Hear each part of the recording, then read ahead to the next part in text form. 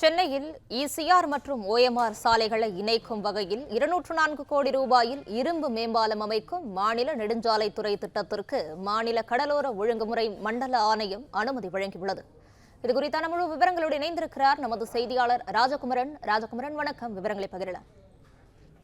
தென்சென்னை பகுதியும் தொடர்ந்து வளர்ச்சி பெற்று வரக்கூடிய நிலையில்தான் கிழக்கு கடற்கரை சாலையையும் ராஜீவ்காந்தி சாலையையும் இணைப்பதற்கான இணைப்பு சாலை என்பது அவசியமாக சூழ்நிலை உருவாகி இருக்கின்றது.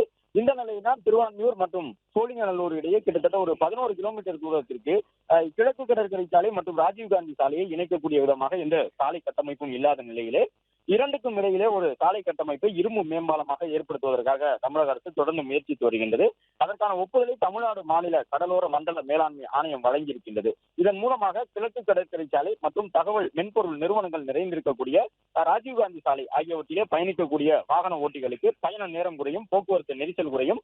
இது மட்டுமல்லாமல் விமான நிலையம் போன்றவற்றை சென்றடைவதற்கான நேரமும் குறையும் என்பதன் காரணமாக இதற்கான அனுமதியை பெற தொடர்ந்து முயற்சித்து வந்த நிலையில் 204 கோடியில் கிழக்கு கடற்கரை சாலை மற்றும் ராஜீவ்காந்தி சாலையை இணைக்கக்கூடிய வகையிலே உயர்மட்ட இரும்பு மேம்பாலம் அமைப்பதற்கான அனுமதியினை கடலோர ஒழுங்குமுறை மண்டல ஆணையம் வழங்கியிருக்கின்றது.